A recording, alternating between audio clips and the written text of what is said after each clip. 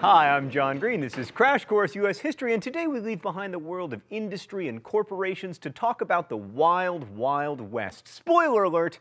You have died of dysentery. And in the process, we're going to explore how all of us, even those of us who are vegans or eat sustainably produced food, benefit from massive agro-business that has its roots in the wild, wild West. The West still looms large in American mythology as the home of cowboys and gunslingers and houses of ill repute and freedom from pesky government interference, but in fact, it was probably not as wild as we've been told. Ugh, Mr. Green, why can't America live up to its myths just once? Because this is America, me from the past, home to Hollywood and Gatsby and Honey Boo Boo. We are literally in the myth-making business.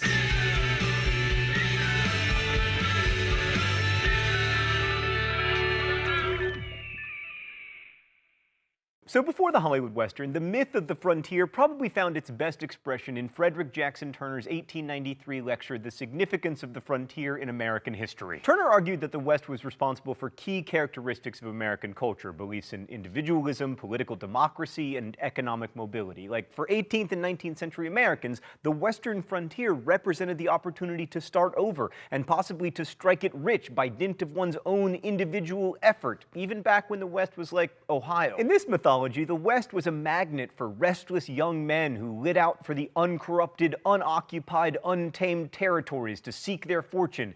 But in reality, most Western settlers went not as individuals, but as members of a family or as part of an immigrant group. And they weren't filling up unoccupied space either, because most of that territory was home to American Indians. Also, in addition to Easterners and migrants from Europe, the West was settled by Chinese people and by Mexican migrant laborers and former slaves. Plus, there were plenty of Mexicans living there already who became Americans with the Treaty of Guadalupe Hidalgo. And the whole West as a place of rugged individualism and independence turns out to be an oversimplification. I mean, the federal government, after all, had to pass the law that spurred homesteading, then had to clear out American Indians already living there, and had to sponsor the railroads that allowed the West to grow in the first place. About as individualistic as the government buying Walden Pond for Henry David Thoreau. What's that?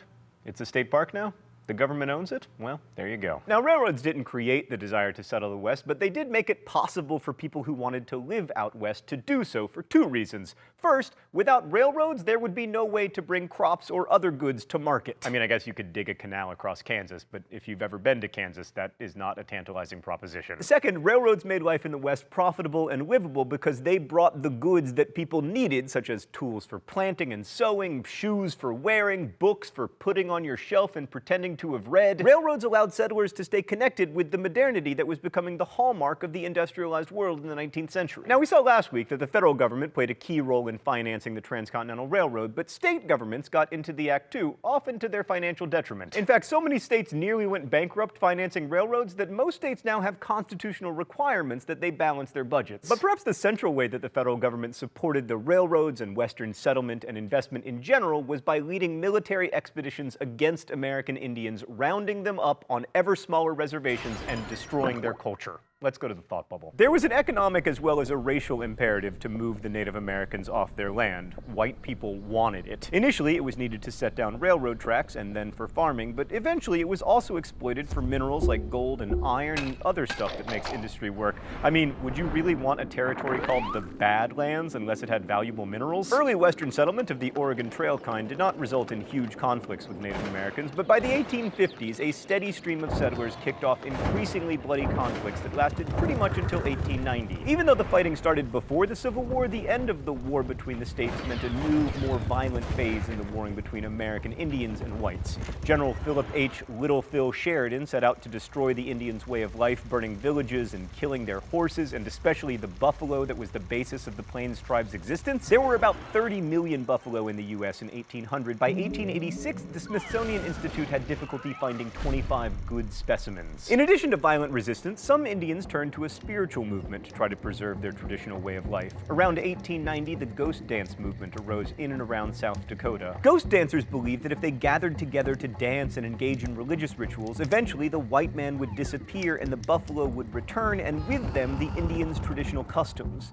But even though a combined force of Sioux and Cheyenne warriors completely destroyed George Custer's force of 250 cavalrymen at Little Bighorn in 1876, and Geronimo took years to subdue in the Southwest, Western Native Americans Americans were all defeated by 1890, and the majority were moved to reservations. Thanks, Thought Bubble. Boy, this Wild West episode sure is turning out to be loads of fun. It's just like the Will Smith movie. All right, Stan, this is about to get even more depressing, so let's look at like some pretty mountains and western landscapes and stuff while I deliver this next bit. So in 1871, the U.S. government ended the treaty system that had, since the American Revolution, treated Native Americans as if they were nations. And then, with the Dawes Act of 1887, the lands set aside for the Indians were allotted to individual families rather than to tribes. Indians who, quote, adopted the habits of civilized life, which in this case meant becoming small-scale, individualistic Jeffersonian farmers, would be granted citizenship, and there were supposed to be some protections to prevent their land from falling out of Native American possession, but these protections were not particularly protective, and much of the Indian land was purchased either by white settlers or by speculators. After the passage of the Dawes Act, Indians lost 86 million of the 138 million acres of land in their possession. Oh boy, it's time for the mystery document.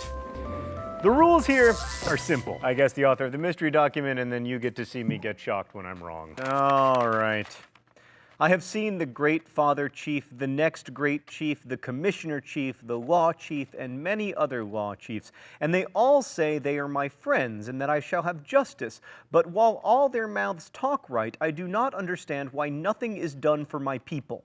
I have heard talk and talk, but nothing is done. Words do not pay for my dead people. They do not pay for my country now overrun by white men. They do not protect my father's grave.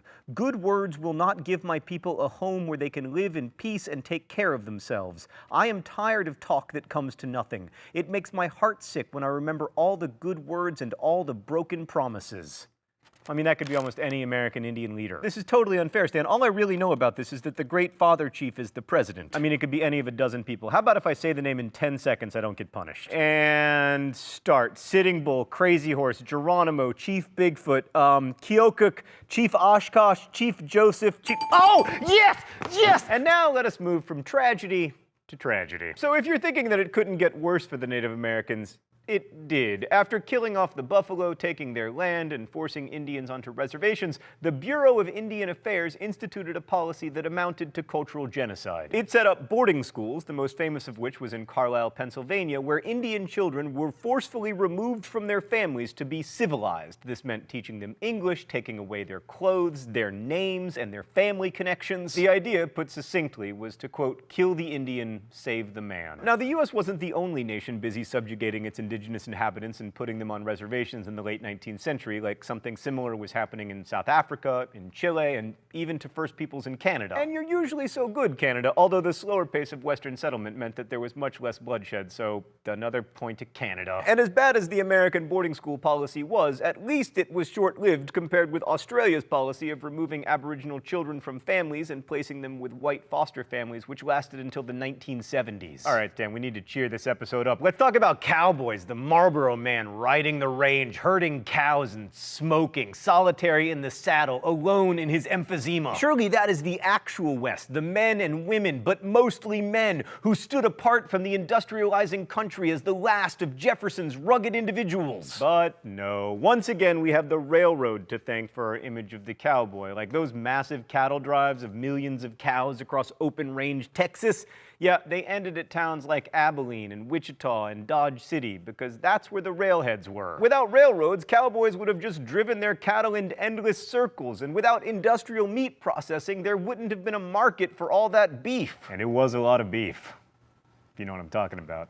I'm actually talking about beef. By the mid-1880s, the days of open-range ranching were coming to an end as ranchers began to enclose more and more land and set up their businesses closer to, you guessed it, railroad stations. There are also quite a few things about Western farming that just fly in the face of the mythical Jeffersonian yeoman farmer ideal. Firstly, this type of agricultural work was a family affair. Many women bore huge burdens on Western farms, as can be seen in this excerpt from a farm woman in Arizona. Get up, turn out my chickens, draw a pail of water, make a fire, put potatoes to cook, brush and sweep ½ inch of dust off floor, feed 3 litters of chickens, then mix biscuits, get breakfast, milk, besides work in the house and this morning had to go half-mile after calves. These family-run farms were increasingly oriented toward production of wheat and corn for national and even international markets rather than trying to eke out subsistence. Farmers in Kansas found themselves competing with farmers in Australia and Argentina, and this international competition pushed prices lower and lower. Secondly, the Great Plains, while remarkably productive agriculturally, wouldn't be nearly as good for producing crops without massive irrigation projects. Much of the water needed for plains agriculture comes from a massive underground lake, the Oglala Aquifer. Don't worry, by the way, the aquifer is fed by a magic and permanent H2O factory in the core of the Earth that you can learn about in Hank's show, Crash Course Chemistry. What's that?